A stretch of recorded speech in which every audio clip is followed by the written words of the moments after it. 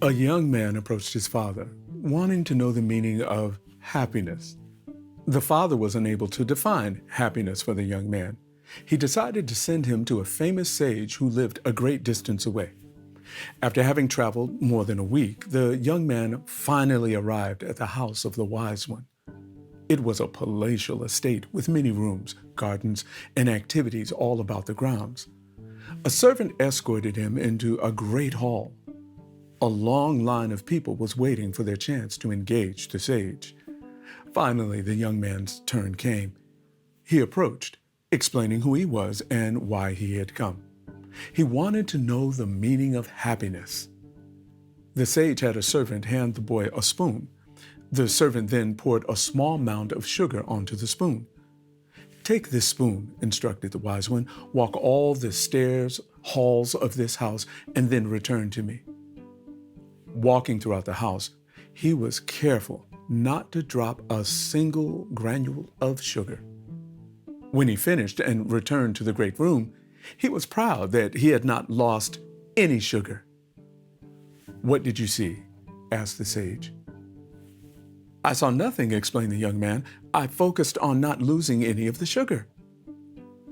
"I want you to retrace your steps," said the old luminary.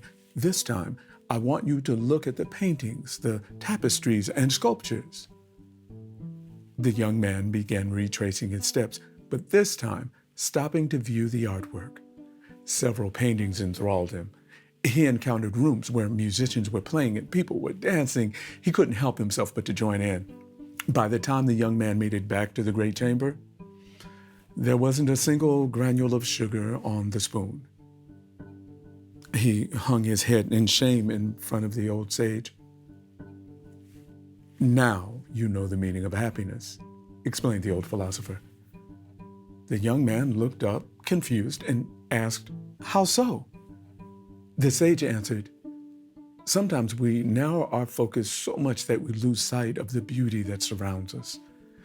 When we seek experiences, we can often lose sight of important, smaller details in life. Happiness is finding a balance between the two." If you enjoy these types of tales, fables, and thought-provoking narratives, don't forget to like, subscribe, and hit the notification bell so you'll be made aware when new videos are uploaded.